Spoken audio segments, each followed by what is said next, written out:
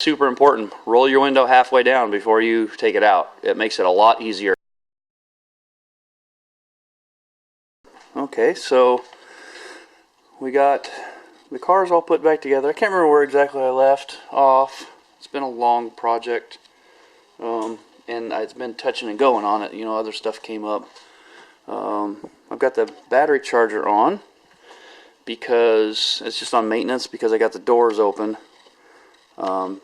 Both of the front windows would go down, wouldn't come back up, and so I pulled the regulators out of the donor car.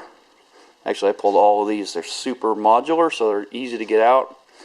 Unfortunately, the silver car's got tinted windows. You can see the difference there. I think you can see the difference between the two. Yeah, there's on the back one here is out of the car, the gold car. This one's out of the silver one. So I already did the passenger side. Of course, it's locked for some reason. So to take these door panels off, what you have to do is that screw right there. You can see this is a screw right here. There's another one right there. And then on this is a passenger side, but just very similar on the driver's side. You can see there's a screw right there, a hole, sorry. You just stick your screwdriver in that hole and push the clip up, and the clip comes out. I'm sorry, the switch comes out. Once the switch is out, this panel just comes up and out, and it looks like this over here. Anybody who's worked on these things at all might have done this, and it's a very simple thing, but you know, the panel just slides. You just grab on the handle, lift straight up, and it comes out. There's a whole bunch of clips on the back side that just lock into place. Once you do that, you can disconnect this guy, which is for your door lock or door handle locks, opening the door. And then there's a set of, all these plugs are different numbers and stuff, so you can't mess them up. Just unplug them. Try not to break the clips. And they actually have a spot inside here underneath this sound deadener where they snap into place.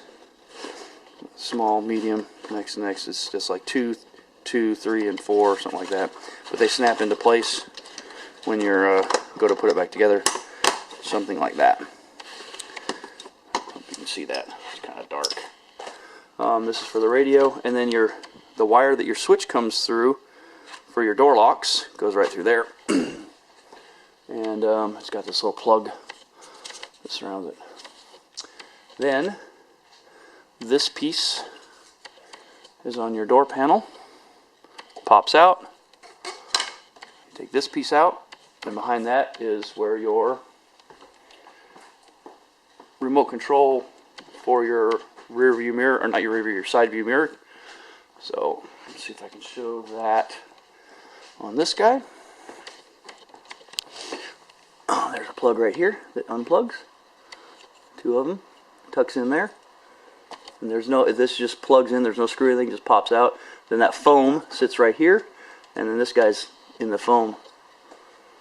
Well, anyway, once you get it out, oh sorry, then there's 4 screws. Walking back and forth because I've got stuff spread out. I'm sorry about that. You can always fast forward if you're looking for a specific thing. But then there's 4 screws. There's one here, one here, one here, and one here. And these little slots right here, there's pins on the door regulator unit that those slide into, so you just lift it up and out, and it pops right out. It's real simple. Once you get it out, get in there and start looking, you'll see. Now, for alignment, see this is a wedge shape. For alignment, this guy goes in like that. It's really hard to get back exactly where it goes, so I mark it with a Sharpie in like 9 million different places and stuff. And one of the tricks that I do is I use the mirror, and you see there's a mark right in the mirror. You can see there's a mark right there, that black Sharpie mark. That lines up with this one on the side, and it's kind of helps me get the up and down, because as that that switches the whole thing this way, and this one switches the whole thing this way, so the door seals good. Yeah, so anyway, once you get the regulator component out, it's like I said, it's modular, so it's got all the regulator stuff bolted onto it and riveted. You can't really replace hardly anything on it. So this looks like you can take it out because there's a bolt, but it's riveted here and it's riveted behind this. Oh, sorry, super important. Roll your window halfway down before you take it out. It makes it a lot easier to get the glass out, because this is what holds your glass in. I was going to show you this. Your glass is held in by these guys. So if you look in here, this snaps in like so. Nothing to it. All right. However, it's also supposed to attach. This is crimped onto the cable. That's what helps your window go up, or makes your window go up and down. They're balanced side to side. So if I take this one off, you can see it's got two sides and the cable is captured in there. This one's broken. So what it was doing is it was going up just fine. But then when it was going down, this thing, there was nothing pulling it down, so it'd get caught and get wedged. Maybe I have it backwards. Anyway, yeah, I'd get wedged going down, so then when it would come back up, this thing would pop out, and it wouldn't go up, or it would go up really slow. So, because it was sitting in there crooked. So you just pop this guy off. You find you another, go down to the junkyard, pull a regulator, or just, the thing is this goes, the door skin is here, so it's really hard to get to this without pulling this whole thing. So anyway, this is, like I said, I did the passenger yesterday. I was going to do the driver today. And then I decided I should probably film it because this is kind of important. And so we're just going to go over here to driver front. This is out of our donor car.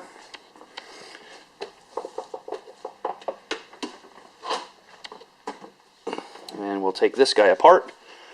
You can see there's just a screw in here and a screw here. Goes right into the plastic, and this guy pops off and it's good to go.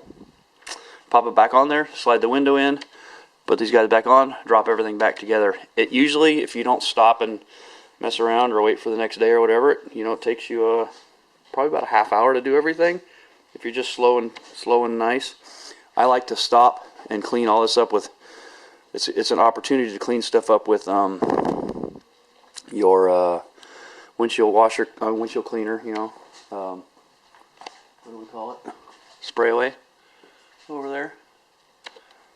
And I wipe down the edges and stuff, just kind of clean it up, because it's an opportunity when there's not stuff next to it. It's easy to clean that way. Anyway, I'm going to go ahead and assemble this and throw it back in, and then we'll make sure that works. And she goes down. All fixed. Happy days are here again.